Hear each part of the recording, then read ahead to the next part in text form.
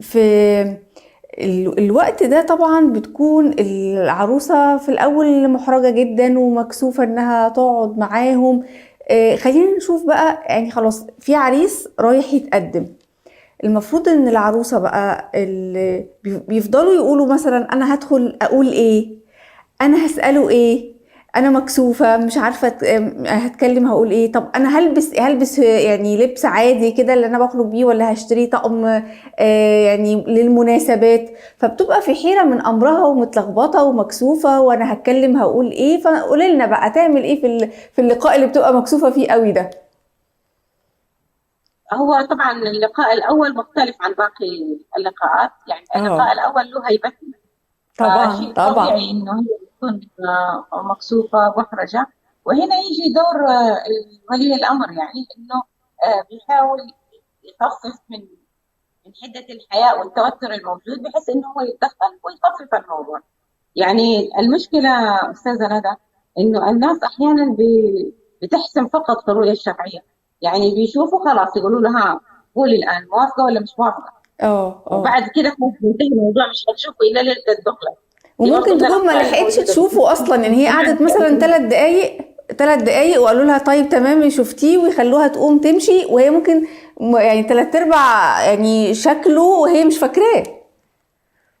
مش فاكرة ومدرنقة وطالع بتحت، وفعلا تكون ما شافته يعني. يعني بالظبط.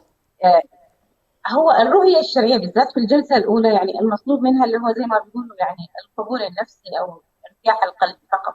مم. يعني مش أكثر من كده. إذا شافته كده يعني هو خلاص. بعد كده إحنا نقول إما لا وانتهى الموضوع، أو ممكن نعطي لنفسنا فرصة اللي هو ما يسمى فترة الخطوبة. بس عشان كده بنقول فترة الخطوبة هو في حدها يعني الأفضل أستاذة ندى إنها يعني أسبوعين كفاية.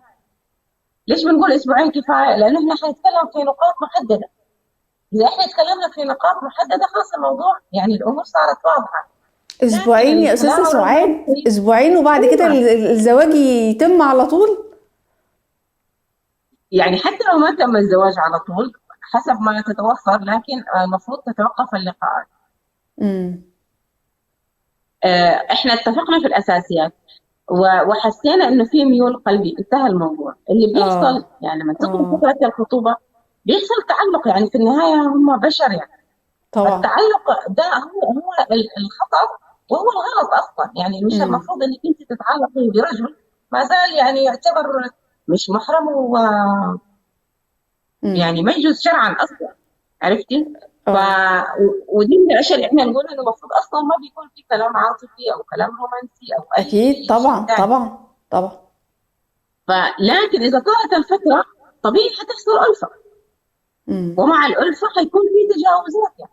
امم. امم. سواء يعني كانت التجاوزات فقط باللسان، او ربما ممكن الناس تمشي في تجاوزات اخرى لا قدر الله يعني. ايوه. فاحنا خلينا بالظبط. مثلا عشان نساعد المخطوبين انه احنا نحدد النقاط المعينه اللي انا حقولها او حركز عليها اسالها في العريس، او حيتكلم فيها قولي في خلال الجلسات الاسبوعين او امم. خلال ال3 شهور، مش مشكله. بس ال3 شهور ما تكون في زيارات او كلام رسمي، او يعني حتى من الطرائف في واحد بيقول انا خطيبتي قالت لي بعد الساعه 10 مساء ممنوع تتصل او تكلمني. امم. فجميل الدور ده، أنا عجبني يعني. امم. بالظبط، ما هو بالليل يعني برضو ما ينفعش اصلا اي حد غريب يتصل ببنت بالليل، هو ما زال غريب اجنبي بالنسبه لها. ايوه، فهي من ده الباب قالت له بالساعه 10 يعني خلاص سندريلا. الساعه امم. 10 ممنوع، بعد الساعه 10 ممنوع اه الاتصال او خلاص. التواصل. بالظبط. طيب، طيب بس احنا. نقول النقاط اللي مهم انه احنا يعني نركز فيها، او حتى يكون في حوار ورثه فيها، اللي امم. هو الاشياء الاساسيه. يعني اي مثلا اتفضلي. اول قلنا مفهوم الزواج. يعني انت مفهومك في الزواج ايش؟ امم. الزواج انت بتتزوج ليه يعني؟ يعني شوفي استاذه ندى، الشاب إذا ما عنده ذاك الإدراك الكامل بالعادة بتكون هم ارتباطهم اللي هو من الناحية الفطرية فقط. لكن المرأة أو الفتاة هي اللي بتكون عندها متطلبات كثيرة وأبعاد أخرى.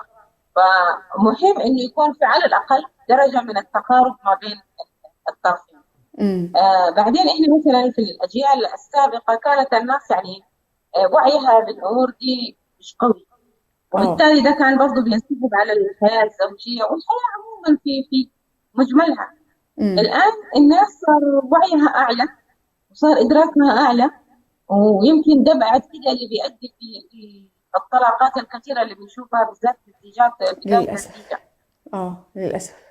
لكن عشان ما يحصل ده، فالادراك العالي ده بالعكس، يعني احنا كل ما كنا مدركين طب اذا ادركنا المفروض نضبط، يعني نضبط المواضيع عشان ما امم. نجي بعدين نفكر عليها ونقول لا والله هو مختلف او افكاره مختلفه او طريقه تفكيره مختلفه. امم. نضبطها من الان في فتره الخطوبه. قلنا اول شيء اللي هو مفهوم الزواج، امم. مبادئه في الحياه.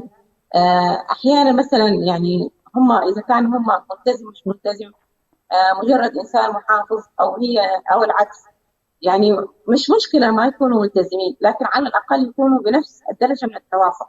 او بالظبط. اذا اثنينهم حتى ملتزمين حتى درجه الالتزام بتفرق، يعني في ناس اكيد. بتكون متشدده في ناس.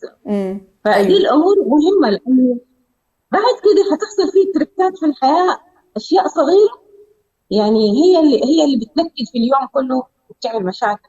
امم. قلنا اللي هو مفهومه في الزواج، مفهومه في الحياة، مبادئه. النقطة اثنين المشاريع المستقبلية، يعني أنت بتشوف مستقبلك يعني فين، بالذات امم. إحنا كمجتمعات يمكن شرق أوسط، أو إحنا بالذات المجتمع الإريتري عندنا اللي هو إحنا موجودين في دول متعددة. هل إحنا حنكون اه. مستقرين في الدولة دي، أو أنا لا أنا بفكر في هجرة؟ إذا أنا امم. حهاجر طب لازم أنا أكون عارفة، أو ما ايوه. أفاجأ بعد الزواج إنه هو عاوز يهاجر وهي لا مش عاوزة.